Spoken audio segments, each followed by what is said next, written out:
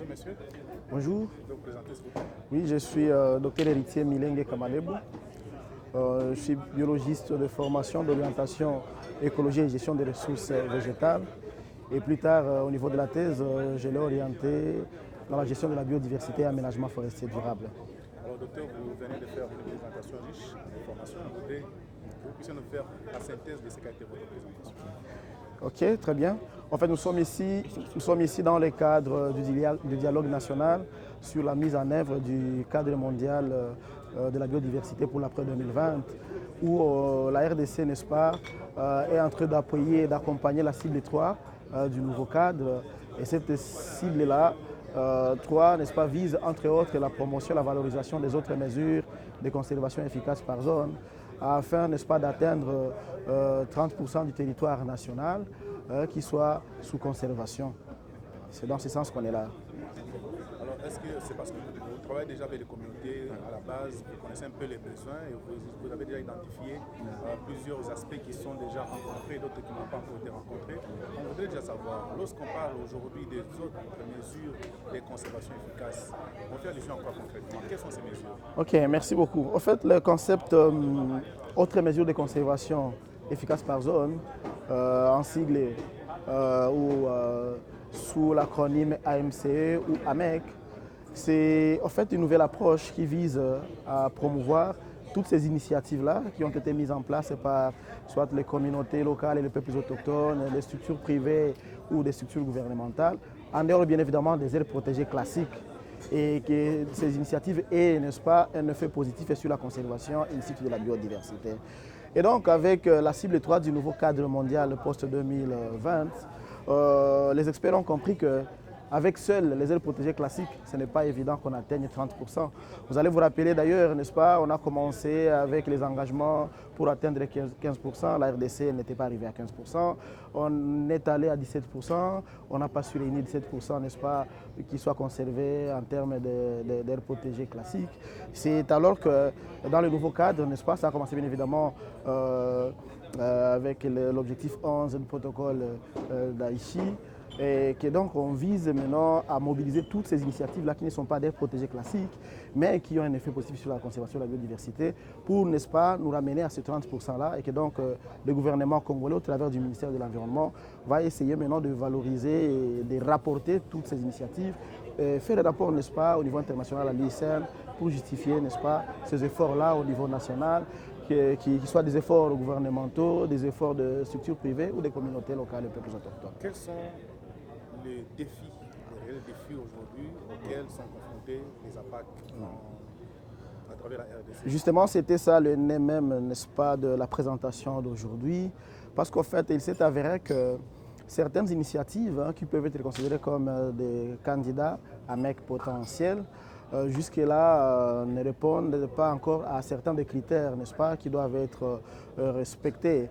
Et notamment, il faut une structure de gouvernance, il faut également une délimitation avec des coordonnées géographiques, n'est-ce pas, qui puissent délimiter la zone de manière participative afin d'éviter tous les conflits. Et à ce niveau, vous allez comprendre que au niveau de l'ANAPAC, qui est cette alliance-là nationale et qui vise à promouvoir les aires et territoires de peuples autochtones et de populations locales, qu'on appelle APAC. Alors, on a déjà identifié autour de 25 APAC, mais parmi les 25, il n'y a que 12 APAC jusque-là qui ont des limites bien précises et bien connues. Et donc, vous comprenez qu'il y a encore ces défis, parce qu'en fait, normalement, nous devons savoir toutes ces APAC et la couvrent quelle étendue. Donc, il y a tout un processus d'accompagnement de ces communautés locales.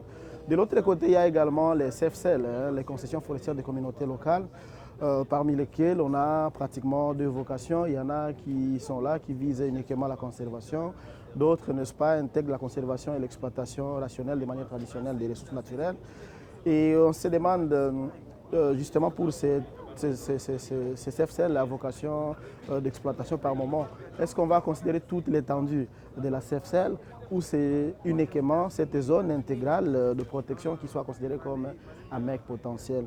Et donc ici, à l'issue de ce dialogue, nous devons maintenant produire une feuille de route qui puisse éclairer, n'est-ce pas, les lanternes sur tous ces aspects-là qui posent encore par moments de problèmes. Parce qu'on a eu des débats encore avec certains acteurs là-dessus.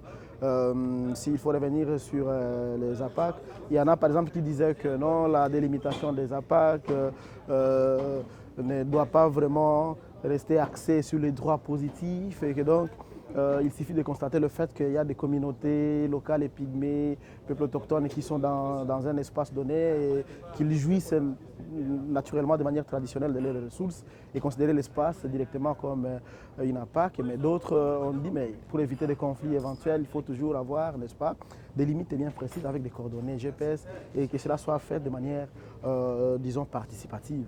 Donc c'est toutes ces polémiques-là qui constituent les grands enjeux d'ailleurs, n'est-ce pas, de cette promotion des AMEC. Mais aussi, on a retenu que les communautés locales, les peuples autochtones dépendent des ressources disponibles dans ces espaces-là. Mais nous devons voir dans quelle mesure réduire les pressions sur les ressources naturelles par la mise en place des alternatives. Donc, en tout cas, prochainement, je pense que nous devons mûrir des réflexions sur tous ces aspects qui permettront à ce que plus tard, on puisse avoir, n'est-ce pas, des initiatives qui répondent aux critères et que leurs autorités de gouvernance, les communautés propriétaires, donnent leur consentement. Parce qu'en fait, nous savons bien que pour que cela arrive, nous devons commencer par la base. Que l'approche doit être adaptée au niveau de la base, dans un langage qui soit compris facilement, n'est-ce pas, par ces communautés-là, et qui soit adapté à leurs connaissances. Donc c'est tout cela qui constitue un peu le débat autour desquels nous devons nous mettre d'accord. La question va justement dans le sens des réformes qui sont en cours en République du Congo. On a la réforme de l'agriculture, on a la réforme foncière, on a la réforme de l'aménagement du territoire. Très bien. Est-ce que toutes ces réformes prennent déjà en considération les APAC, d'autant plus qu'on tend déjà vers la fin de ces réformes et les concepts deviennent à peine d'arriver. Qu'est-ce qui est fait pour que ces concepts soient intégrés d'office dans ces réformes? Merci beaucoup, en fait. Nous avons dit tout à l'heure là, dans les recommandations, les conclusions de la journée d'aujourd'hui, qu'il faut concilier, n'est-ce pas, tous ces domaines-là. Ça veut dire, d'abord, dans un premier temps, il faudra que la loi, n'est-ce pas, sur l'aménagement du territoire soit vulgarisée. Ça me permettra, ou ça permettra, n'est-ce pas, plus tard, ça permettra éventuellement d'éviter la superposition des titres. Ça veut dire considérer un espace, n'est-ce pas, AMEC ou APAC, disons, alors que c'était un espace qui avait été déjà voué à un autre mode de gestion. Et donc, en tout cas, il a été dit ici que la loi sur l'aménagement du territoire doit être vulgarisée, que les communautés à la base puissent savoir, n'est-ce pas, les limites des territoires qui sont encore sous leur gestion de manière traditionnelle. Je vous en prie.